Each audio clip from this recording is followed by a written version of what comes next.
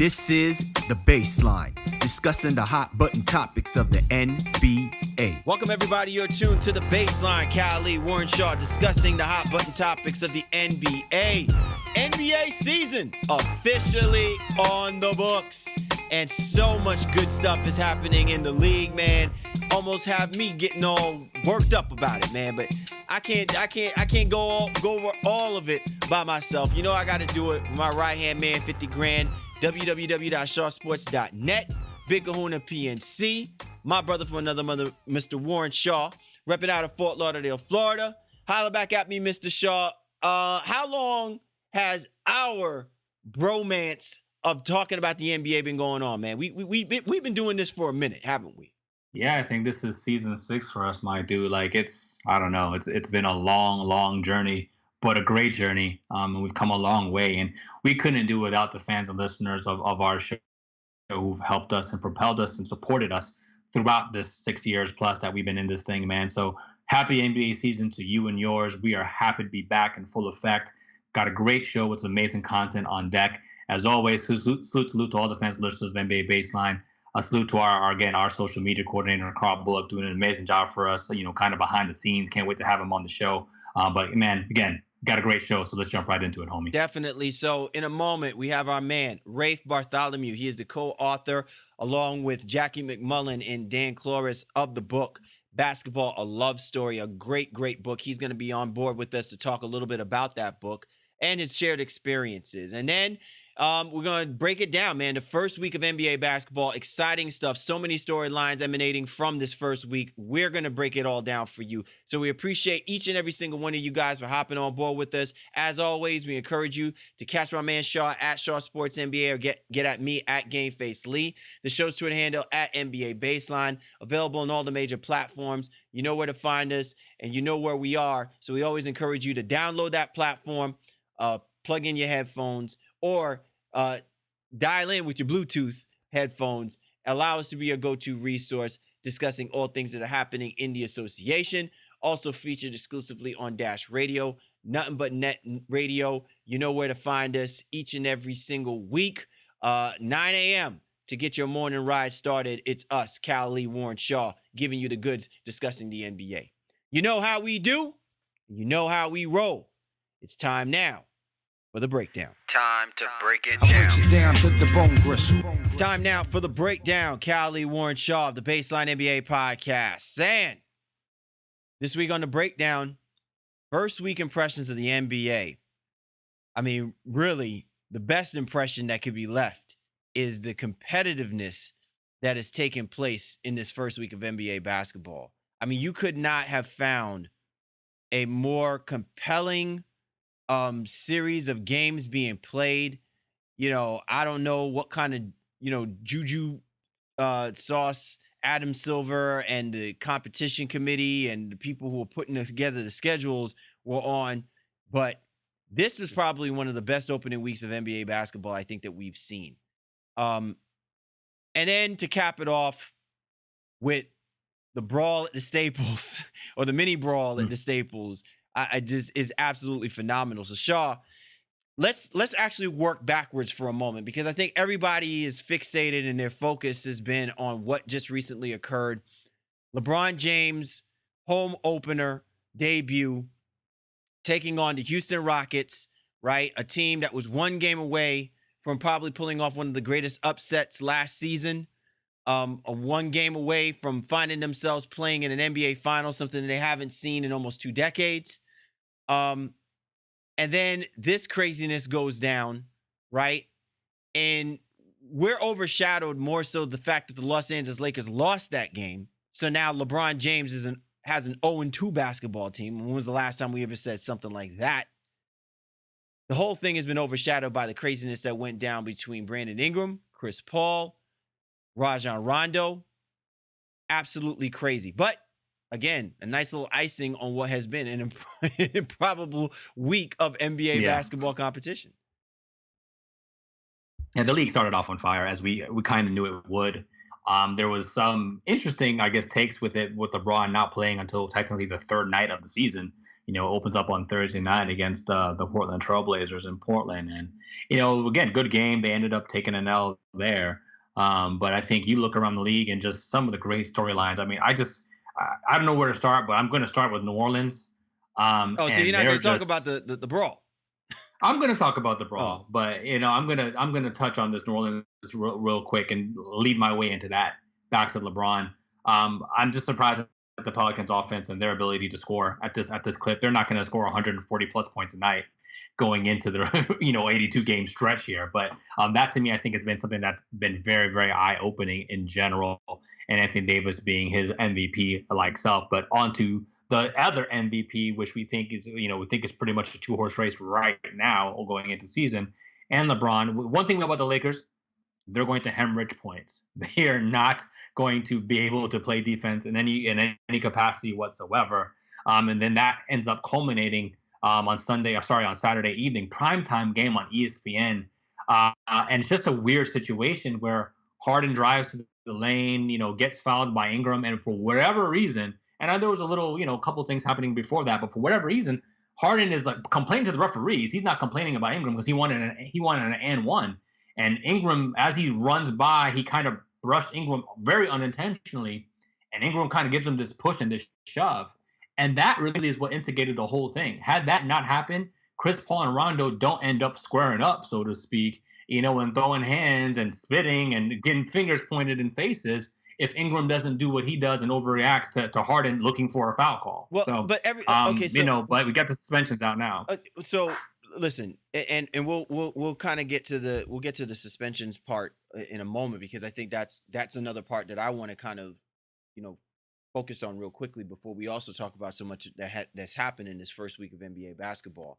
But a couple of quick things. Number one, Brandon Ingram, and I don't know whether or not there's a whole lot of pressure that's going on. Earlier actually on Friday, Magic Johnson was on First Take, ESPN First Take, and I'm sure him and Pelinka have been on a plethora of different outlets, media outlets, talking up a storm about Brandon Ingram. And for him to go out and do what he did on Saturday, I mean, it's like basically throwing egg on the face of one of the greatest players that plays this game of basketball, which is not a good look. If you're Brandon Ingram, you got to really start reassessing two things that this is coming from. One, you're playing next to one of the great players of the game right now, LeBron James, who clearly was showing a lot of impatience with the way that this team was playing in the second half of that game against the Houston Rockets, a game that they actually had an opportunity to win. Okay.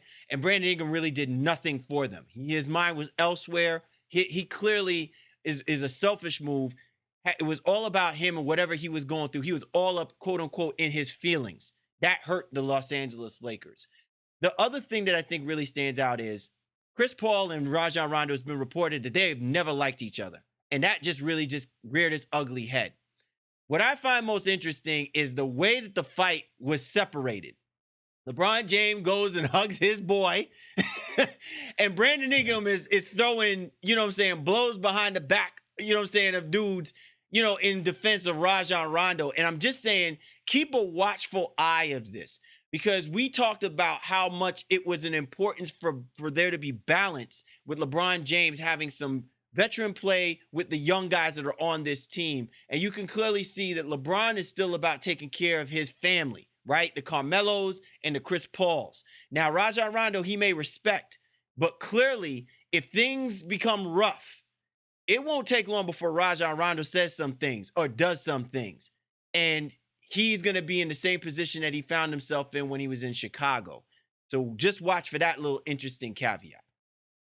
No, I think it's a great point and great look to see. I mean, there's some sideline stuff going on now that we don't have enough information to really dive too deep into, but conversations about Rondo's girlfriend then attacking Chris Paul's wife in the stands. Chris Paul's wife happened to be sitting next to LeBron's wife in the stands when it all goes down. So that whole banana boat crew, that's a real thing. So LeBron, CP3, and Carmelo, like they are boys, and CP and Melo are on the same team. And it was interesting to see LeBron really more interested in calming down his boy CP as opposed to try to take Ingram out of out of harm's way or getting his own roster and team under control. I don't think that's a very reported intake or like take that you've just brought right now. I think it's very good because I saw it too. I was like, yo, he's more with Chris Paul and the Rockets than he is with like taking care of his own boys that he's playing with right now. So you never know what ends up happening because, LeBron says, hey, man, that's enough of that. As good as Rondo has been, statistically speaking, the Lakers haven't been,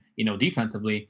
They have an 0-2 mark. If LeBron says, listen, you know what? Hey, you touched my family, Rondo, you got to go. Rondo may be out of a job despite the suspension that he's already facing. All right. Now, real quick, before we get on to the other things, we didn't get into it, but as Shaw, as you're saying, you just got this through the wire as we're recording this show. The suspensions that were handed out: 4 games for Brandon Ingram, 3 games for Rajon Rondo, 2 games for Chris Paul.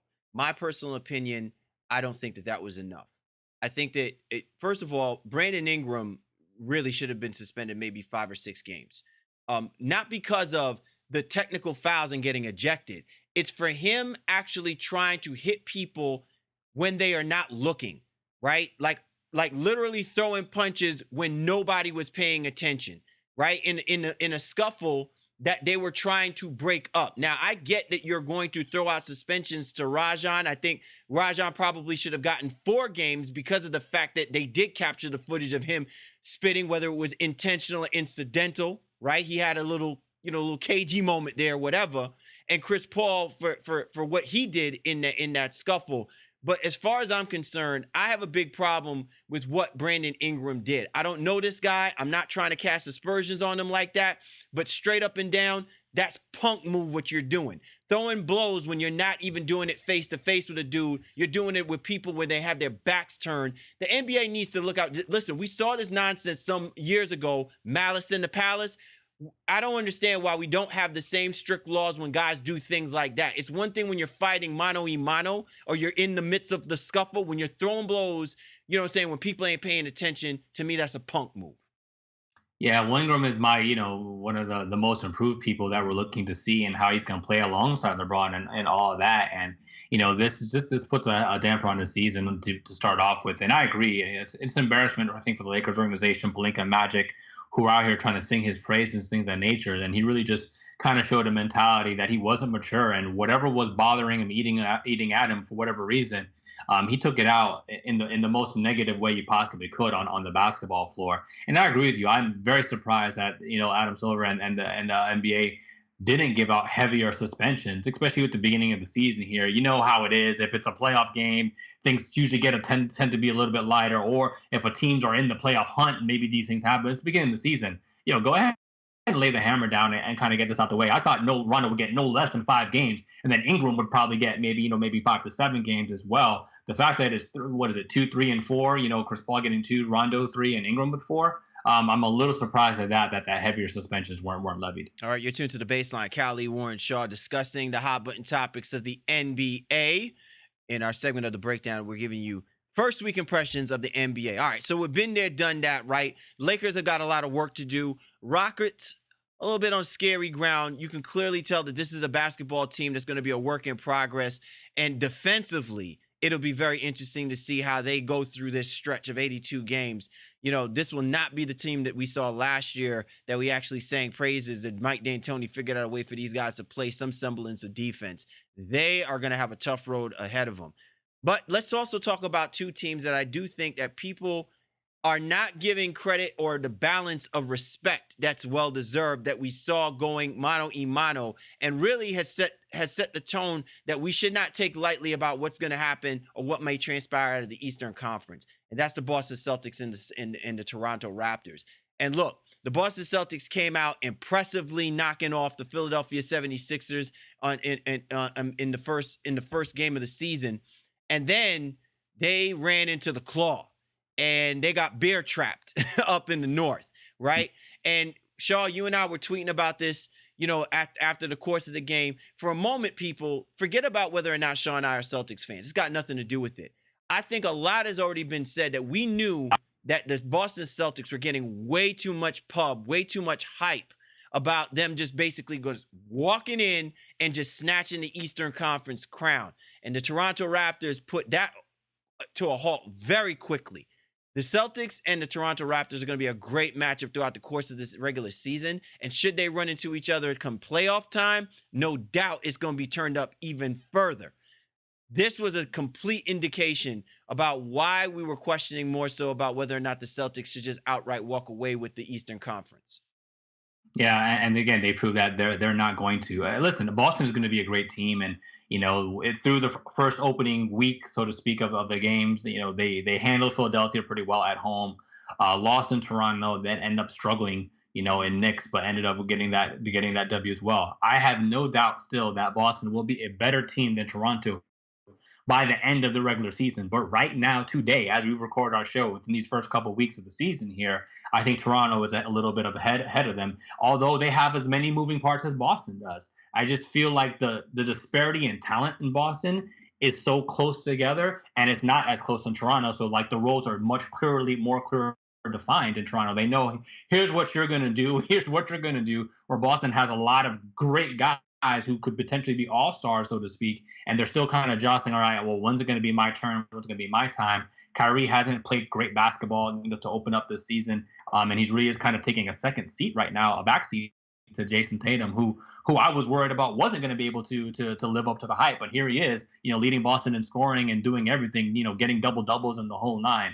But that game versus Toronto on opening weekend, Friday night, was a very, very good one. It was great for Kawhi to kind of get his legs back and get his confidence back. But it showed a lot of what Boston's shortcomings are, especially when it comes to the physicality and the rebounding at times where, again, if you just have bigger guys out there, bigger and more athletic, and Ibaka was doing his thing, and Toronto's getting multiple possessions, and Kawhi is just who he is. It shows the Raptors are going to be a tough out, and had me even thinking, quote unquote, as a Celtics fan, I was like, damn, well, maybe we should have traded for Kawhi after all. But nevertheless, it's creates some competitive balance within the Eastern Conference that I think we all want to see and love. Listen, the Toronto Raptors, if Kawhi Leonard is this type of Kawhi Leonard that they'll have for the regular season and even going into the playoffs, this is an upgraded DeMar DeRozan, okay, to the umpteenth degree. Okay. And if you're the Toronto Raptors, minus a couple of pieces that walked away from that team is set. That team is a team that now, with LeBron James out of the picture, have an even playing field for them to compete and possibly win in series that they normally would just wind up losing to, because they don't have, they literally may have the best player and out of that conference. Okay. If it's Kawhi Leonard.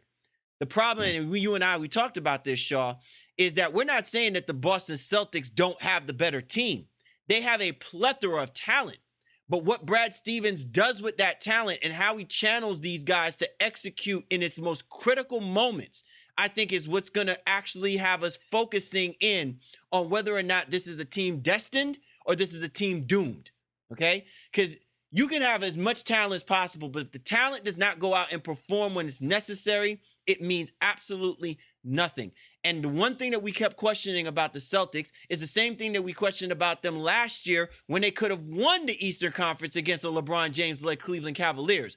Who wants to take the rock in the fourth quarter? Now, if you're telling me that the Celtics went through all of that craziness with Kyrie Irving and all the speculation that he may walk after this year and all of the nonsense about him probably going to New York and all of this about Terry Rozier, then you need fourth quarter Irv, ice vein in his nerve type Kyrie Irving, shooting the basketball, making plays, breaking the backs and the will of teams like the Toronto Raptors.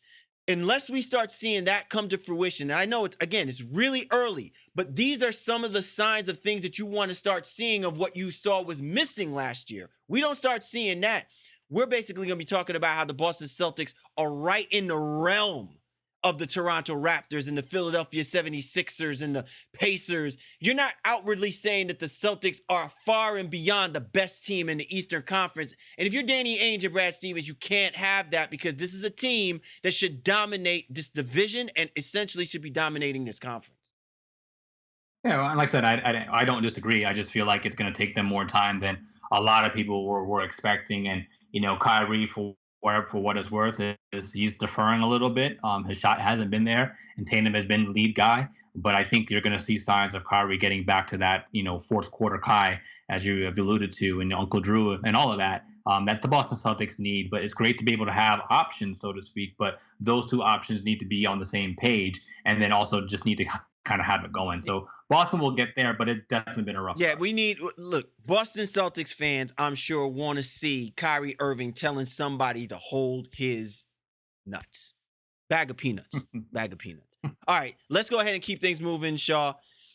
In your outlines, you mentioned Karis LeVert. And if this is the only positive that we have so far to talk about with the Brooklyn Nets, are we in trouble?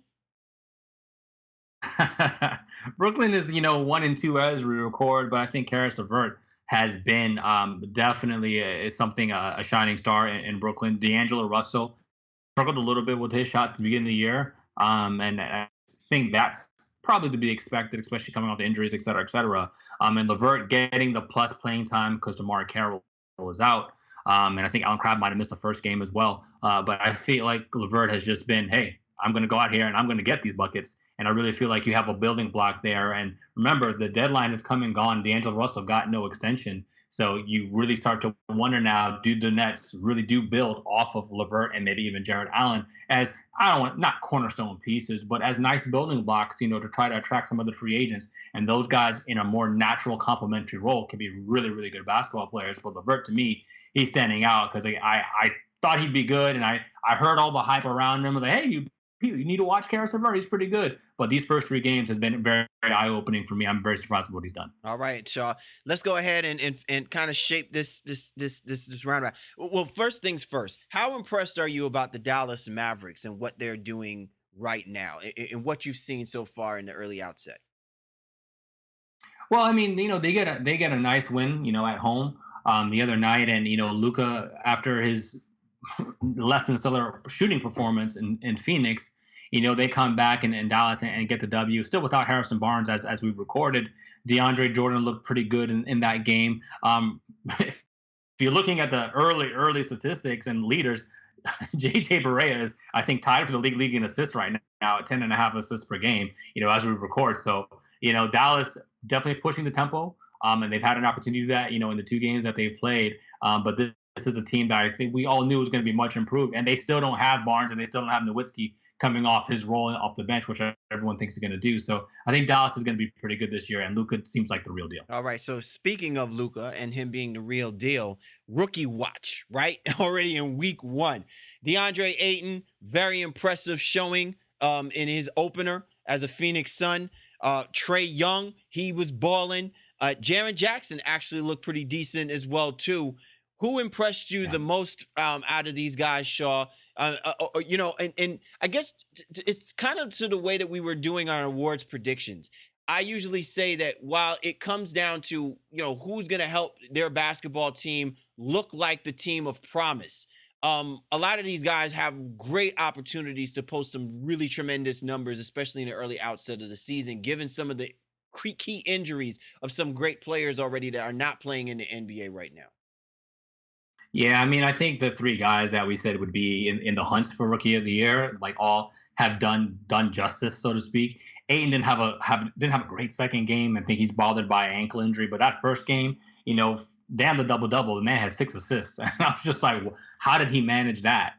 Having a guy like Devin Booker to pass it out to, I think also helps tremendously. But, he really dominated that first opening game against the Dallas Mavericks. And like I said, Luka looked great in the second game. Trae Young I think he's in his 3rd game, as we're recording right now. And he's struggled versus the Knicks, played pretty well versus Memphis. Shooting is still not quite their terms percentage-wise, but all that. But Jaren Jackson now is going to have an opportunity to start because JaMychal Green is going to be out for the next couple of weeks. They probably should have been starting Jaren Jackson to begin with. He's looked really good, extremely efficient, capable on both sides of the basketball. And I think he's going to do great things in Memphis. They just got to go ahead and give him the keys to the proverbial kingdom. Some of the guys who didn't look as great, Wendell Carter Jr. in Chicago, struggled a little bit. Hard to open up your rookie season against Joel Embiid. So he got the process. It didn't look great in the second game either. And unfortunately, Kevin Knox from the Knicks, he suffered an ankle injury. He's going to be out 2 to 4 weeks as well. Some tough times for some rooks, but otherwise, I think they're definitely on a good track. And how about that game between the Golden State Warriors and the Utah Jazz, man? Listen, the Utah Jazz are no joke. They are for real, for real. And we can say what we want to say about the Golden State Warriors. They've got the talent, they've got the moxie, but I got to tell you, man, they're teams that I don't think people are really giving that kind of credit to. You know what I'm saying? The Utah Jazz are really saying, you need to respect our name. And certainly by putting up, you know what I'm saying, that kind of fight in the early outset of the season. And again, I also, on the flip side, would like to give credit to the Golden State Warriors. They could have basically packed that game in if you're going to allow a team to drop 81 in one half of basketball. But I keep telling people, I'm like, 81 points ain't nothing if the other team scored 69. Okay, so clearly that meant that the Utah Jazz didn't have the quote-unquote stifling defense going on either. And if you're going to try and have a shootout, you're going to ask me who's going to wind up winning that basketball game. I'll tell you, it's the team that's got the shooters. Yeah, well, Utah, no underrated going on here, man. I had them as my 3 seed in the Western Conference. While you may not look at that roster and be wowed in terms of it top to bottom talent-wise, a lot goes to say about their coaching. A lot goes to say about they play like the gangs of New York, bro. They genuinely like each other. They genuinely like each other, and they go run through a wall for their coach Quinn Snyder. So it makes a lot of sense. And they got just like ultra white hot in that game and just weren't able to hold Golden State back because they went on a run as well too to kind of close things out. But Utah's the real deal. I love that team and what they're capable of doing, especially defensively, although they didn't show it in that game versus Golden State. But overall, Utah is definitely the real deal. And I would be stunned if they weren't a top 4 seed, but they are my number 3 seed in the West right now. All right. Well, there you have it, man. A great week of NBA basketball being played. New Orleans Pelicans acting like they're the Golden State Warriors of the NBA. The Toronto Raptors putting the rest of the teams in the Eastern Conference on notice. So much is going on. We can't wait for week 2 to start up. You're tuned to The Baseline. Cal Lee, Warren Shaw discussing the hot button topics of the NBA. And this was The Breakdown. Time now for The Drop. Cal Lee, Warren Shaw of The Baseline NBA podcast. This week on The Drop, we're going to talk about a love story. A love story about the sport that we cover on a weekly basis, that we present to you and yours here on our podcast. And probably one of the greatest stories that's ever being told right now, currently, and is being projected. We have one of those individuals with us. Him and really, between Shaw and myself, one of our favorite writers, Jackie McMullen, have put together this phenomenal piece, Basketball, A Love Story.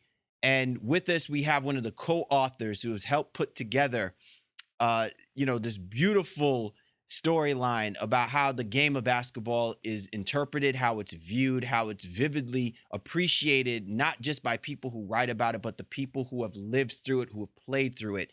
We have our man, Rafe Bartholomew. He's also author for 2 and 2, which is a great book for people to check out. Rafe, thanks so much for hopping on board with this to talk about this love story in basketball. Absolutely, fellas. Thank you, Warren Cal. I'm excited to be here. All right. So let's not even waste any time.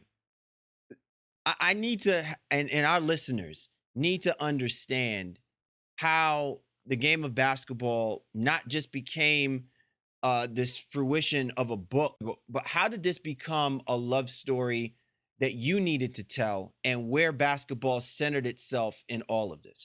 Oh, man. Well, I mean, the story of the book is one thing, and that is that it grew out of this ESPN Films project that Dan Flores, our other co-author and the director of the film, which is 20 Hours and currently running every Tuesday night on ESPN, and they're almost halfway through with that.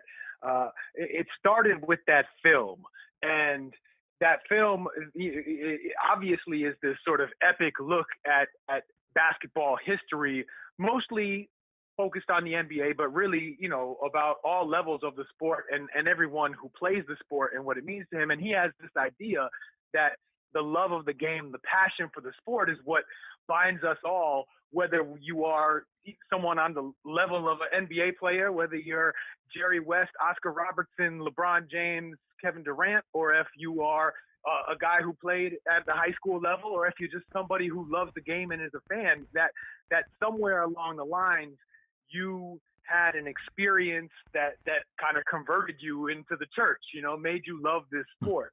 And so the book grew out of that film when Dan realized he had over 165 interviews with many of the greatest figures who were ever involved in the sport, and realized that even with a 20-hour documentary, he could still have enough material to hire Jackie and I to put together a book based off of a lot of the same interview transcripts. So that's the story of the book.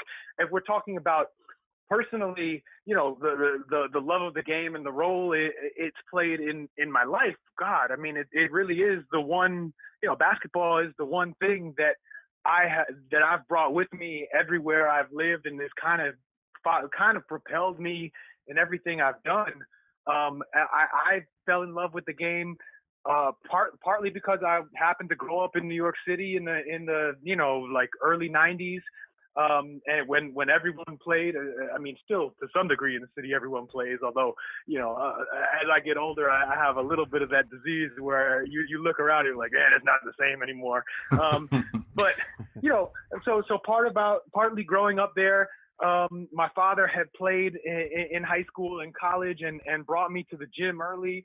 And then it's something that a lot of the people interviewed in the book express, and that's like when you first realize that you are kind of good. Now, obviously, I'm not good on that level, but I was good enough to at one point in my life think I was good, and played on some good teams growing up. And that feeling that, man, you're young, and all of a sudden you feel like you could do anything.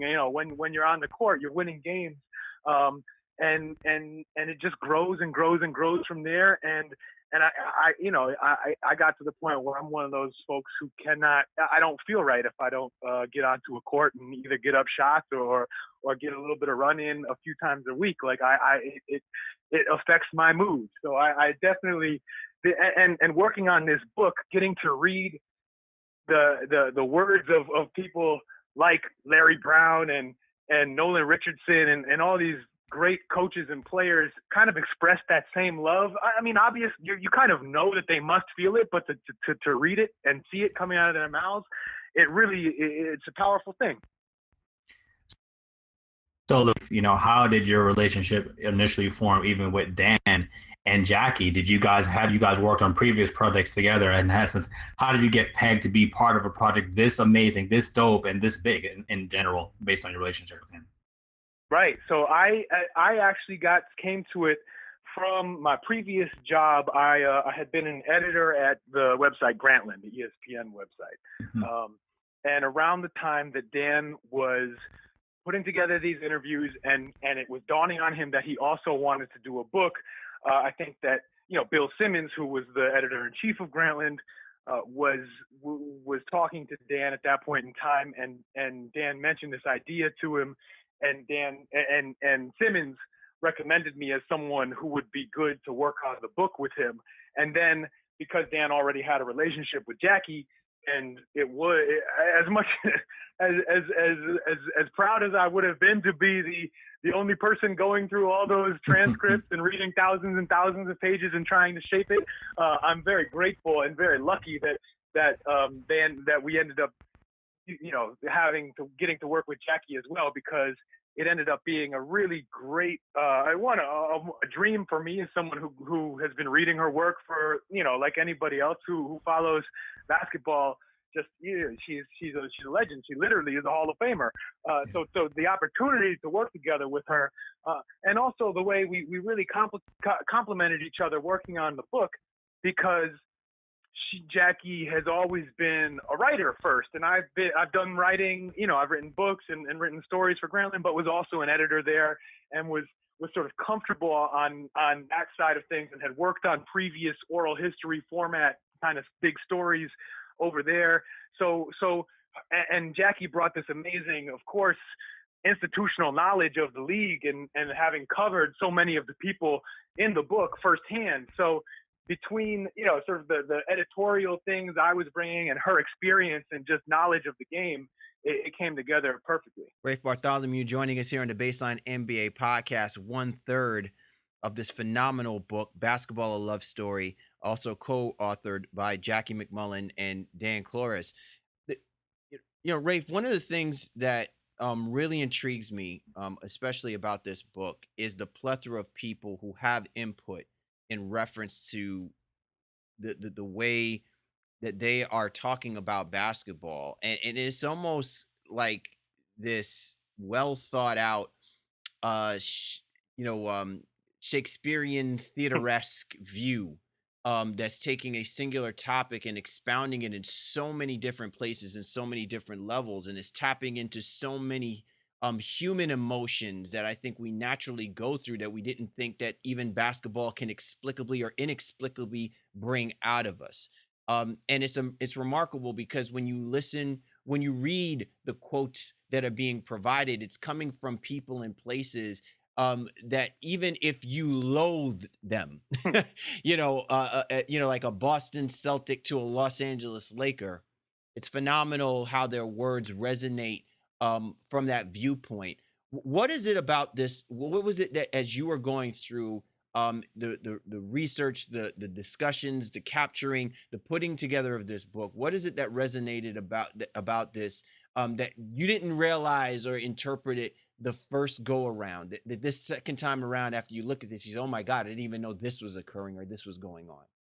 Yeah, I think it really is that universality of the passion that for the game, and it's something that even though I don't know, it should seem obvious that of course these people who spent their lives, playing it and coaching it at the highest level, what are they? Of course they're going to feel that passion for it, but it's still in a lot of ways catches me off guard to see it and actually read it and see it expressed with that level of emotion, that depth of feeling. I think of like a part in the book where Pat Riley is talking about the 1985 NBA Finals and how he believes that Game 2 of that Finals was the most important game of in Lakers history to him, because if they had lost that game, coming off, of course the first game was this famous Memorial Day massacre. They get blown out by the Celtics, and they had lost to the Celtics in the previous year's finals. And so if they go down 0-2 in that series, Riley basically assumes they're going to lose that series, and he also assumes that he's going to get fired. And then, maybe that leads them to move on from Kareem a little earlier than they needed to, and the sort of the rest of the Lakers story in the past 30 years takes a whole different turn. So to hear him talking about it, it's not just the sort of historical what if, but then when he talks about actually winning that game and winning that series, he breaks down and cries, talking about how the only thing he wanted after they won the title in '85, the only person he wanted to see was his wife. And he gets into the locker room, and there's champagne and confetti everywhere. And of course, his wife is not going to be one of the taller people in the Lakers locker room, so he's looking around, just desperate to find her, and finally does. And he's like the outpouring of emotion, especially coming from Pat Riley, who 99% of the time presents himself as this godfather figure, right? He never cracks, he never shows anything. He keeps it all in the family. So to see and read him expressing that depth of emotion, even though I've seen it and read it before, it still catches me off guard. There's certain parts of the book that really have that effect on you. So I'm glad you mentioned Pat there, right? Because one of the things that stood out to me, and some of it that I've read, was Riley's relationship with Jerry West, and just how tormented Jerry West was. I mean, I think a lot has come out in recent years about the kind of person West is, and how he's had to step away from different jobs because he can't watch the games and he gets sick to his stomach. He's so ultra competitive. But essentially in this book, there's like basically 2 chapters or eras of Celtics versus Lakers. You know what I mean? You got the early, Russell West, Wilt Chamberlain days, and then the Larry Magic days, so to speak. What kind of went into that? What did you learn from those chapters as you read them and kind of put that into this book? Yeah. Two chapters The covering these illustrious franchises.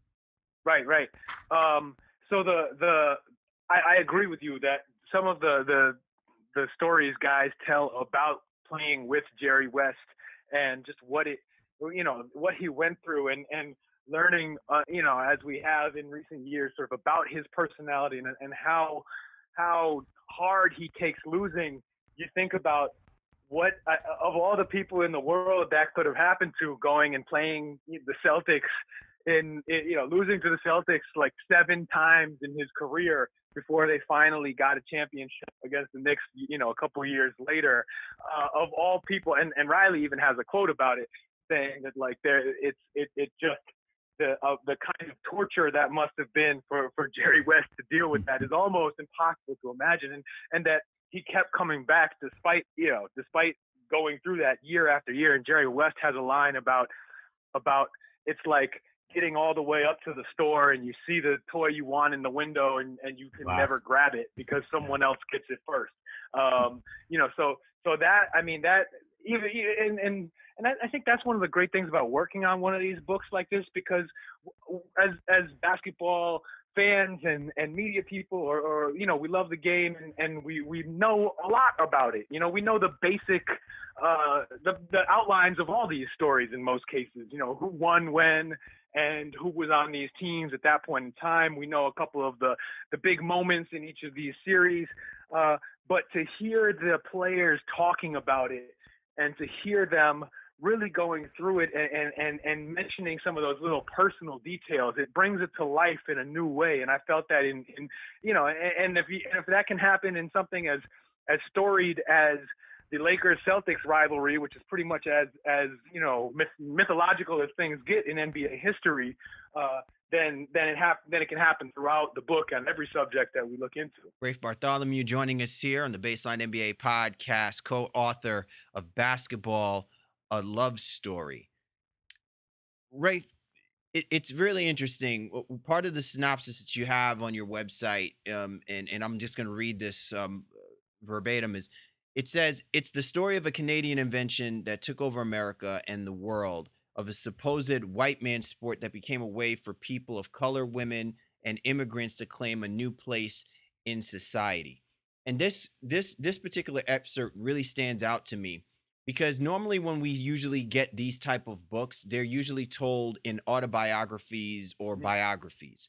And more times than not, it's more about the personal element that athlete, world renowned or is known for playing the game of basketball, gets to provide some kind of context about what this means, but it doesn't really seem to channel a lot more. To me, I feel like this book resonates more because it's something that's spoken in volume, not just by one person, but in a collective, a brotherhood, a sisterhood, so to speak. And it's phenomenal because you guys found a way to contextualize this, not so that it just is one quote, but it kind of speaks because others are saying, in essence, the same thing. Was that the aim in the way that you guys were trying to formulate this book, is that it's not just one sole voice out of, say, an autobiography or biography, but in a collective because of the brotherhood in the way that the game and the culture of basketball kind of brings that out in the way that we should not just look at the players, but also look at the game and the sport itself? Yeah, I think that really developed as we went along. We always intended it to be presented in this oral history style where it's not written solely in sort of straight paragraphs and beginning, middle, and end, and topic sentences and all that sort of stuff.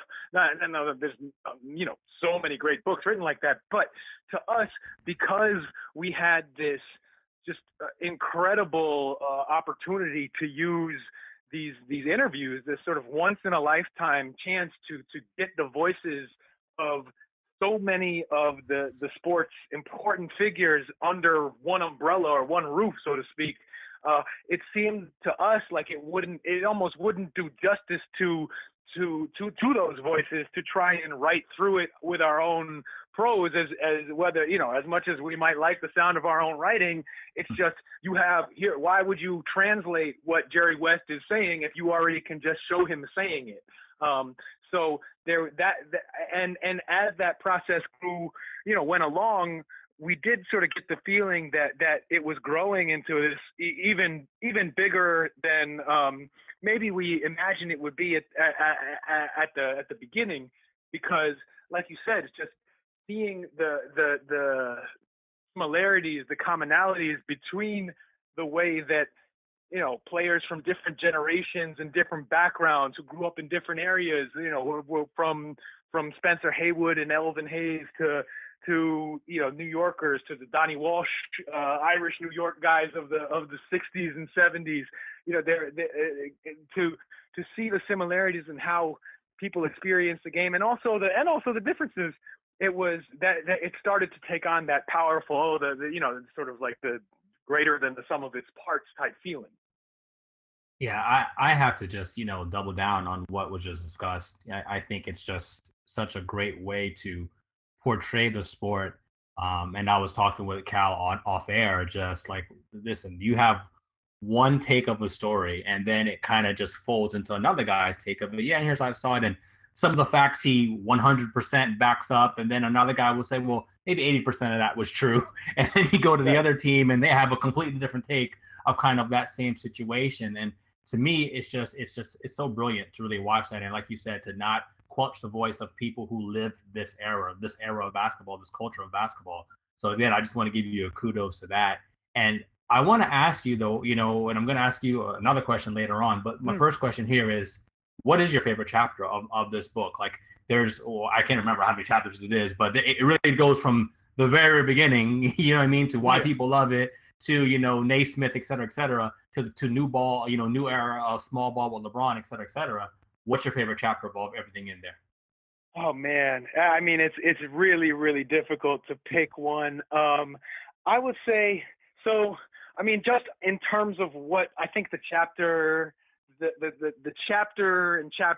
two chapters, like, we are collectively most proud of, I think because of I think they're sort of needed at this point in time, or at any point in time, are the chapters on sort of the early pioneers of the women's game, and sort of bringing to light some of those stories, which a lot of those, I mean, I had known Nancy Lieberman Klein and her career a little bit beforehand. I remember seeing her on the news, and when she, the times that she got involved in coaching, and so she's a figure who was familiar to me, but did not know the story, the story she had about really, being trailblazers for women's basketball, and sort of the way that the early women's players had to fight for just an opportunity to play organized basketball, whether it's, Carol Blazejowski talking about sort of coming up with a way to force their high school coach to let them have a women's team, because, she basically threatened to come out for the men's team if they didn't give them a women's team, and that's how they did it. Or,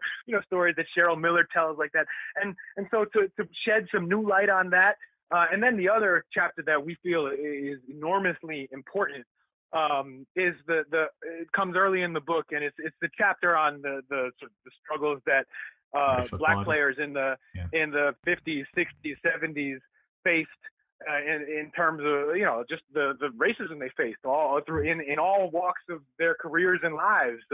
Whether it's Lenny Wilkins tells a story about when he started playing for the St. Louis Hawks, and he moved, they moved into a suburban neighborhood that was mostly white, and he says his neighbor there would not park his car, would not like drive into the driveway while Lenny or someone in his family was outside of the house. Like, he just would refuse to go outside when he was near a black person. And so Lenny made a point every night of just sitting out there and forcing the neighbor to deal with it. And now that's a story of sort of defiance and overcoming, but it's also terrible that he has to deal with that in the first place. And there's a story of John Thompson tells of Clarence Big House Gaines, the legendary coach of Winston-Salem State, who coached Earl of Pearl Monroe, HBCU coach. And when he finally was inducted to the Hall of Fame as a contributor, not as a coach, he came over to John Thompson, who was introducing him, and shows him the Hall of Fame ring, and it says Smokey Gaines on it, and he's like, see, they still don't even know my name. To tell those stories that I think people understand that was part of life, it still is part of life. It still is something that, the country, the world is trying to get over or improve upon. But to put those stories, give those stories more light and put some details behind it. Rafe, I hate to do this to you, man. I really do. I want you to play armchair author for me for a moment. Okay. Is there anyone that after you looked at in its totality, and I'm sure you've gone through this up and down and sideways 3 times over, but is there anyone that you are wishing that you had an opportunity to sit down and interview and add to this book that you didn't think of or didn't have an opportunity in doing so? Or is there a story that you are so intrigued by that you would have said, damn, I would have loved for this to have been added as part of this book? Yeah, all right. I got a few. I'll try to go through them quick. I mean, the easy answer, and this was not this was certainly not an oversight, but just because they are some of the hardest people to get in basketball, we would have loved to have Michael Jordan involved in the book and sit for an interview. We would have loved to have Greg Popovich sit in for an interview because, and with Pop especially because Jackie. Pop would have to have a chapter on his own. We understand that. Exactly. And that's sort of the most anti-Pop thing in the world, right? He just doesn't, part of his mystique is never, ever acknowledging his own mythology. Yeah. That would be an appendix in the book for people who want to be challenged in trying to decipher what he's really trying to say. When you ask him or you give him the topic at hand, it's like, okay, this is for all of you guys that think that you went to school at MIT. Try to decipher what he's really trying to tell you now. Yeah, it's true. Like trying to read the tea leaves of Greg Popovich is a whole nother level. That would be a love-hate story. Yes, very much so. Yeah. But I mean, it's and with Jordan, at least we were able to speak with enough of his teammates. Phil Jackson is in there, Scottie Pippen, Steve Kerr, his agent David Falk. David Stern is talking about his impact on the league.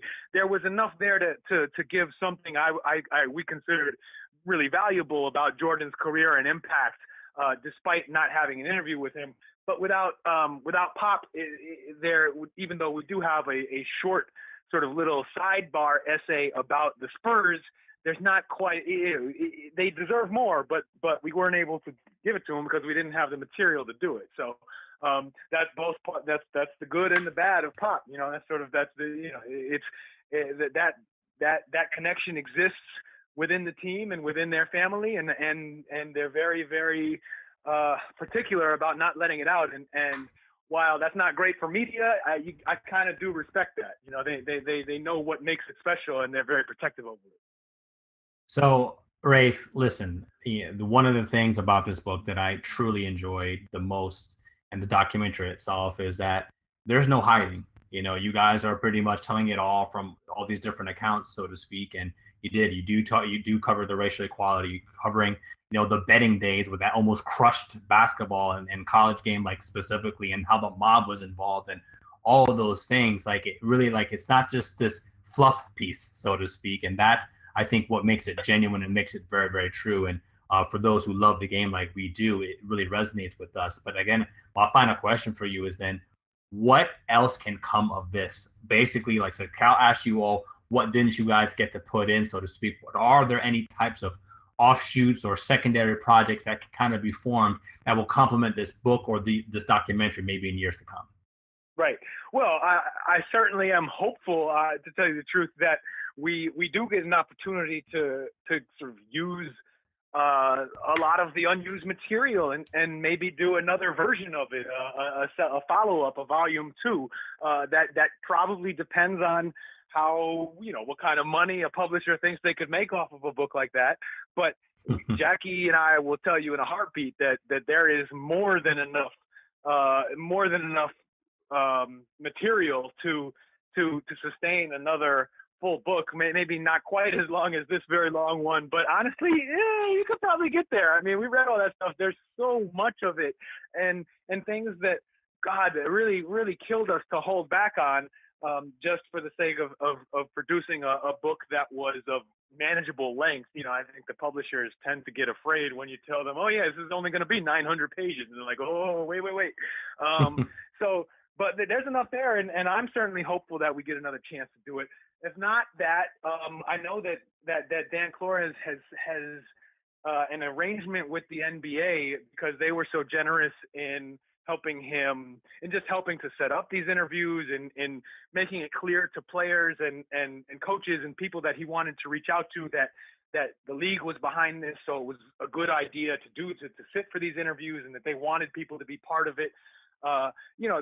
Their support was that the league supported this project in so many ways that Dan, I know, is planning at some point in time, when after the film has been run however many times and been online for however long, he's planning on giving all of the footage to the league for their archive. So if it's not Jackie and I being able to pull another book out of all this, then maybe at the very least it will be, the researchers and the people who want to continue writing about and learning about the game in the future, being able to look at all this stuff through the NBA's archive and see all of this sort of accumulated wisdom of this vast swath of people who have really made the game what it is.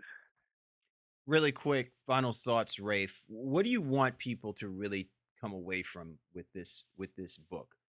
Well, my thing, I am actually really hopeful that, we talk about this current moment that NBA is having, when it really does appear to be the most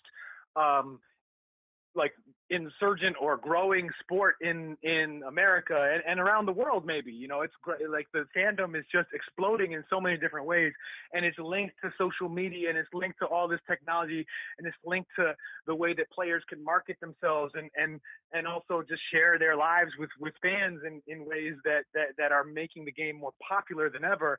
And I'm hopeful that for those fans who, whether it's because they're younger or they're just getting into the sport now as it really blows up, that a book like this really does serve, because we know that there's so many more details. There's a lot of history that isn't in this book. Now, even though there's so much of it in there, God, there's so much more for people to learn. And I would feel great if this book sort of lives on as the years go on as something that basketball fans, as they are coming into their own, loving the game or starting to become curious about. So basically, if this book ends up being a way that new fans start to learn about the history of the game, and it really turns them on to some of the stuff that maybe they hadn't heard of yet, that would be a dream for me. I think that would be a really important service to the basketball community. They say that this is the greatest story, or the greatest love story never told. I think after today, man, this might actually be the greatest love story that will never fold, as long as we have our man Rafe Bartholomew and the litany of people that worked on this, including co-authors Jackie McMullen and Dan Flores, on the job to continue to keep telling that story. Rafe, man, we really appreciate you taking some time out and giving us this. Really feels like a breakdown, a passionate breakdown of actually one of the greatest love stories that's being told right now in basketball, brother. I appreciate it. Thank you very much, Cal, Warren. Yeah, I mean, we feel that way about the game too. So it was a dream to work on this book. Most definitely. The book is called Basketball, A Love Story. Be sure to check it out. And you can also catch our man, Rafe Bartholomew, on Twitter at Rafe Boogs. All right, Shaw, man, this has been a phenomenal show with a great guest. Great opening week of basketball. I mean, it was like a love story, that just fell out of the sky for us, man. What a way for us to open up the NBA season. Well, there's a lot of symmetry and synergy, I think, that goes along with having Rafe Bartholomew on our show during this first week. We love what we do. We love the NBA. And then the fact to have him on during the first week when the NBA is officially back with all the great action and then some of the drama that's surrounding the league as well too. I think this is just, again, it was very apropos and it was great to have Rafe on. Can't wait to see what comes next from that project. If you haven't got a chance, get the book, but make sure you're also watching the documentary on ESPN. It is well worth it for any hoops fan out there. But again, this was an amazing show, and as always, it's great to do with you, my dude. Excuse me. Most got you definitely. choked up? Yeah, Got me all so choked up, man. I mean, you know what I'm saying? It's just phenomenal. This is great.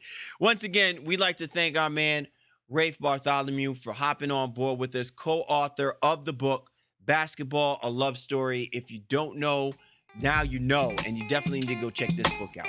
For the Baseline, Cali, Warren Shaw, we appreciate you guys. You know we do. And we'll catch up with you next time.